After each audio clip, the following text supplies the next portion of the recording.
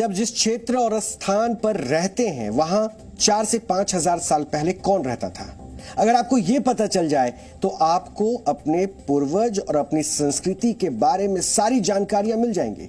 और देश की राजधानी दिल्ली से सिर्फ 240 किलोमीटर दूर उत्तर प्रदेश के मैनपुरी के एक गांव में ऐसा ही हुआ। इस गांव का नाम है गणेशपुर और यहां एक किसान को खेतों में खुदाई करते वक्त 4000 साल पुराने हथियार मिले। यह किसान अपनी जमीन को समतल करके उन्हें बाकी खेतों के बराबर करना चाहता था और इसके लिए इसने अपने खेतों में खुदाई करना शुरू किया। और जब यहां खुदाई की गई तो इस दौरान जमीन के नीचे कुल 79 हथियार मिले जो कॉपर एज के बताए जा रहे हैं। अब तक सिंधु घाटी सभ्यता, जिसे हड़प्पा सभ्यता भी कहते हैं, उसे सबसे पुरानी सभ्यता माना जाता था।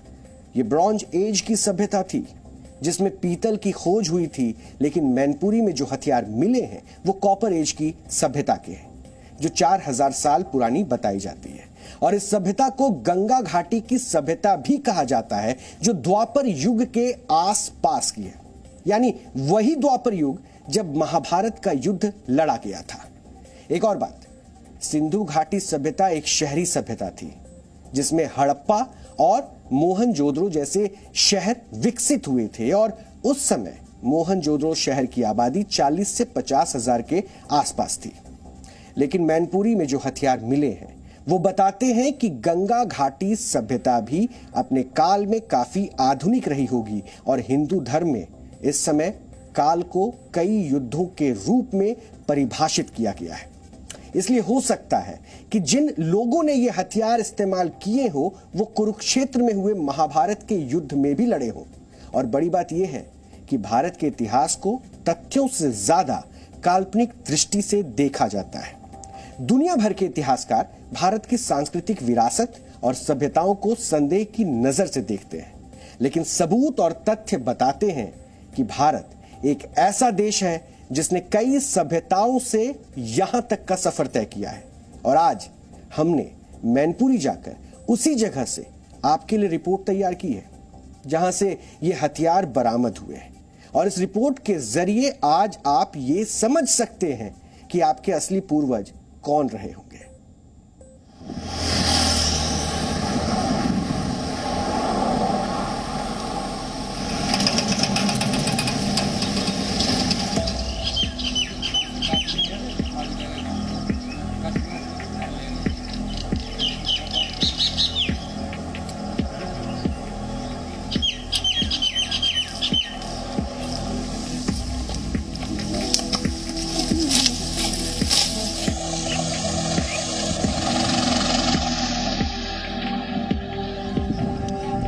रामायण हो या महाभारत, ये कोई काल्पनिक कथा नहीं है। ये वो कथाएं हैं जिनके सबूत भारत के किसी ना किसी कोने पर कभी ना कभी मिल जाते हैं। ऐसा ही एक सबूत महाभारत काल का उत्तर प्रदेश के मैनपुरी जिले के गणेशपुर गांव में मिला है। अब इस समय हम लोग गणेशपुर गांव में ही मौजूद हैं। अब आइए उस जगह पर जाते हैं जहां पर महाभारत काल के 4000 साल पुराने शस्त्र अस्त्र मिले हैं।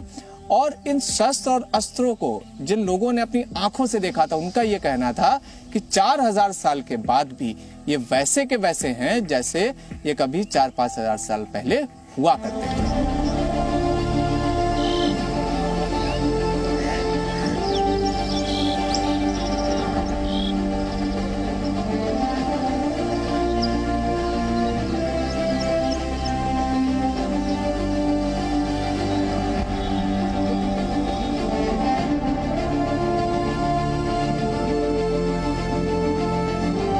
भारत का जो 4000 साल पुरातत्व इतिहास था, जो पुराना भारत का, प्राचीन भारत का जो इतिहास था, जो शस्त्र थे, जो अस्त्र थे, वो गणेशपुर के इसी गांव में मिले थे। और यही वो खेत है जिस खेत में वो अस्त्र मिले थे। इसके अगर अगल बगल के अगर आप खेत देखेंगे तो उन सब जगह आपको हरियाली दिखेगी, लेकिन इस खेत में जब आप आएंगे तो इस खेत में आपको ये दिखेगा कि यहाँ पर ऐसा लग रहा है जैसे वर्षों से फसल नहीं हुई। अब यही वो गड्ढा है जहाँ पर खुदाई के दौरान जेसीबी से यहाँ पर खुदाई हुई थी, जिसके बाद वो हजारों साल पुराने अस्त्र मिले थे। अच्छा, अब अगर आप इस खेत की इन दीवारों को अगर आप देखेंगे तो यहाँ पर भी आपको वो पुरातत्व इतिहास की आपको झलक दिखेगी, जो झलक भारत का सैकड़ों साल पुराना पुरातत्व इतिहास है, जिसके अंदर हम लोगों ने महाभारत काल में, रामायण काल में जो पुराने अस्त्र शस्त्र देखे थे वो इसी जगह से मिले थे। और उसके आपको अगर आपको हम लोग निशान दिखाएं तो आप निशान भी देख सकते हैं यहाँ पर जमीन पर कि वो निशान भी मौजूद हैं। अब इसी गाँव के रहने वाले उपदेशी सर, आप बताइए कि क्या क्या मिला था यहाँ पे, क्या हुआ था उस समय? यहाँ पर भाई कुछ तलवारें थी, कुछ कटारी भी थी और मौजूद आपका मछली नुमा आकृति दो निकली थी। और यहाँ पर ये एक तरीके का ये गट्ठर लगा हुआ था, जहाँ से उखाड़ा गया तब ये मिट्टी भी मिली हुई थी। जब उनको सफाई किया तो इसमें पीतल और आपका तांबे जैसी चमक निकली। इस दौरान मैं तो मौके पे ही था यहाँ। लगभग 40 के करीब तलवारें थी और आपके 10 के करीब कटारी और 2 आपकी मछली नुमा आकृति थी। यहाँ से हमने निकलवाया जमीन से और ये यहाँ पर रखा। तब तक आपकी बाहर से फोन किया गया और इस दौरान आपका पुरातत्व विभाग आपकी आगरा से टीम आई और आपकी एक लखनऊ से आई। तो उन्होंने बताया कि यहाँ पर आपका कार्बन डेटिंग अनुसार आपका लगभग ये 4000 पुराना आपका सामान है ये।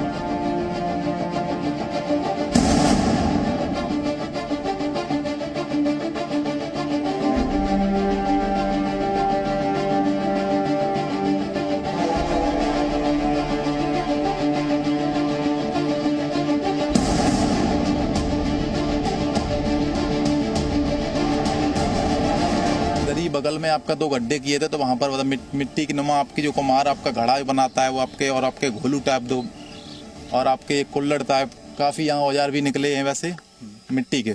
मेरा मानना तो यही है, ऐसा प्रतीत हो रहा है कि यहाँ कोई आना जाना रहा है। जैसे रास्ता भी है यहाँ पे बहुत पुराना, ये तो जीटी रोड है, आना जाना रहा है। कोई राजा महाराजा रहा हो, विश्राम किया हो या कोई हादसा हो गया हो, उसका ये अस्त्र शस्त्र रह गए हों, ऐसा ही प्रतीत हो रहा है। 4-5 साल पहले नीचे मिट्टी का घड़ा निकला था बहुत तगड़ा। उसमें पता नहीं क्या मिट्टी के थोड़े थोड़े निकले थे हर जोते पे, पता नहीं कहीं वहाँ गुट्टी आज भी निकल रही है। तो पता नहीं गणेशपुरा में क्या होता होगा पहले, तो हम लोगों को क्या पता है भाई। आप लोग भी अब मतलब एक तरह से जानना चाहते हैं कि क्या था इसका? हाँ, क्या था?